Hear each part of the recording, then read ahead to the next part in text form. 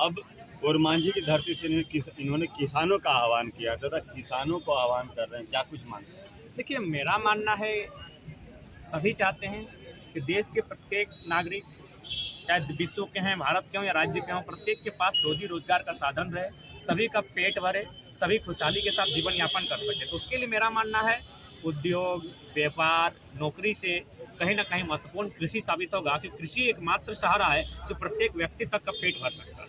तो जब ये प्रत्येक व्यक्ति का पेट भर सकता है तो उसके लिए सरकार की पहल अच्छी होनी चाहिए, सरकार की नीति इसके लिए स्पष्ट होनी चाहिए। इसलिए हम लोग आंदोलन कर रहे हैं कि सरकार कृषि को लेकर एक नीति बनाए। देखिए, एक छोटा सा उदाहरण देते हैं। आज लाल किला के मचान पर इसका संदेश था कि किसान का बेटा हो, तुम वीडियो बनो, सीओ बनो, मतलब नहीं है। साल में एक बार हो, 6 महीना में एक बार हो, घर को जाओ, खेतों को देखो और फसल कैसे उगता है, फसल की रखवाली करो और खेती में अपना इंटरेस्ट को जारी रखो। साथ ही साथ उन्होंने संदेश दिया कि लाल किला का मचान यानी देश के प्रधानमंत्री, राज्य के मुख्यमंत्री, उस पर भी नजर रखो कि वह जो शख्स बनकर जा रहा है कहीं वह उद्योगपतियों का दलाल तो नहीं है, आपकी नीति कहीं उनके हित में तो नहीं बनाएगा। और आज कहीं ना कहीं किसान आंदोलन वही चौधरी चरण सिंह की उसी डर का उदाहरण है कि अरे ओ किसानों, एक नजर रखियो खेत खलियान पर, दूसरी रखियो लाल किला के मचान पर। लाल किला के मचान पर जो शख्स आज चढ़ा है, चाहे राज्य की बात करें, जो विधानसभा के मचान पर चढ़ा है, ये लोग उद्योगपतियों के लिए कार्य कर रहे हैं। इसका उदाहरण है माननीय मुख्यमंत्री के कोई रिश्ते में जो वाहन लगती है, 80 लाख का खर्चा किया गया है कंपनी के द्वारा। हमारे पास आंकड़े हैं। तो ये लोग जनता की नहीं सुन रहे हैं। ये लोग हम लोग उद्योग का विरोधी हैं, ना ही खनन का विरोधी हैं, ना ही पूंजीवाद का विरोधी हैं। लेकिन पूंजीवाद में समाजवाद होना चाहिए, पर्यावरण को और मानवता को तार तार करके, हत्या करके कोई भी विकास का काम ना हो।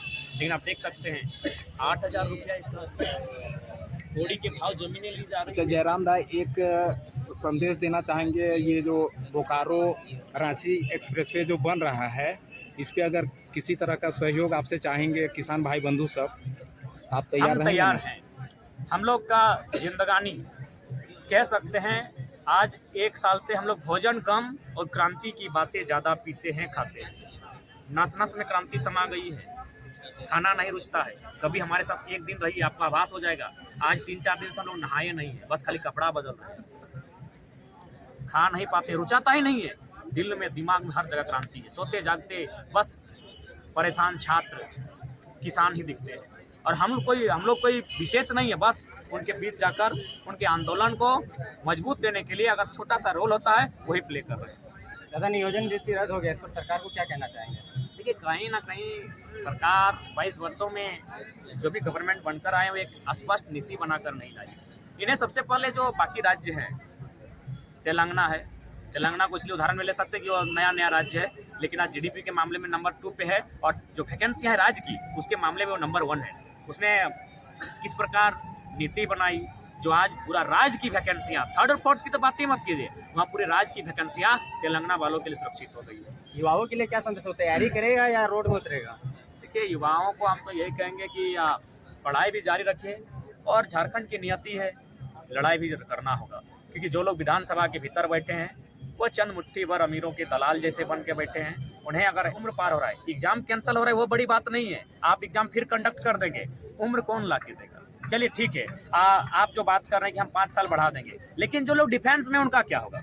चलिए ठीक है, थोड़ा देर के लिए हम मानते हैं कि जो लोग तकनीकली पढ़ाई कर रहे हैं, जो लोग टीचर बनने के लिए 5 साल उनके लिए एक राहत लेके आएगा। लेकिन जो लोग दौड़ते हैं, जो 5 फीट का लॉन्ग जंप और 16 फीट का 16 फीट का लॉन्ग जंप और 5 फीट का हाई जंप और आपका 1600 मीटर की तैयारी 5 मिनट में करते हैं, उनका 5 साल में क्या रिजल्ट होगा? हम अपनी बात बता रहे हैं। हम भी एक अच्छे रनर रह चुके हैं। लगभग 19 फीट मेरा अधिकतम लॉन्ग जंप रहा है और लगभग 4.25 फीट मेरा हाई जंप रहा है। आज हम नहीं कर सकते, 4 के लिए हमको स्ट्रगल करना होगा। ये कंडीशन तमाम उन अभ्यर्थियों का है जो डिफेंस की तैयारी करते हैं। उनके लिए आपके पास क्या विजन है? उनकी उम्र की सीमा आप कैसे बढ़ाएंगे? उम्र की सीमा बढ़ा सकते हैं, उनको 5 फीट की लॉन्ग जंप और मैंने हाई जंप नहीं करवा सकते हैं। इसीलिए छात्रों के भविष्य से ना खेले, उनके भविष्य को अंधकार में लेकर ना जाएं और स्पष्ट है खतियान आधारित स्थानीय नीति और उसके तर्ज पर नियोजन नीति बनाएं, या फिर आप बैठें, जो जितने विधानसभा के भीतर हुक्मरान है वो बैठें और एक ऐसी पॉलिसी बनाएं जिससे अन्य राज्यों के छात्रों को एक बैरियर लगे और झारखंडी जो छात्र हैं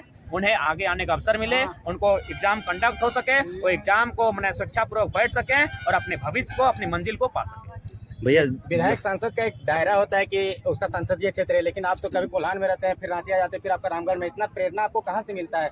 देखिए, मुझे लगता है कि कोई ना कोई नेचुरल शक्ति मेरे पीछे कार्य कर रही है, नहीं तो आसान नहीं है। आज तक मुझे लगता है, मेरे हिसाब से ये मेरी शायद 373 या 374 सभा है, उतना दिन नहीं हुआ आंदोलन का। शायद कोई अगला शख्स होता तो दिमाग की नसें फट जाती।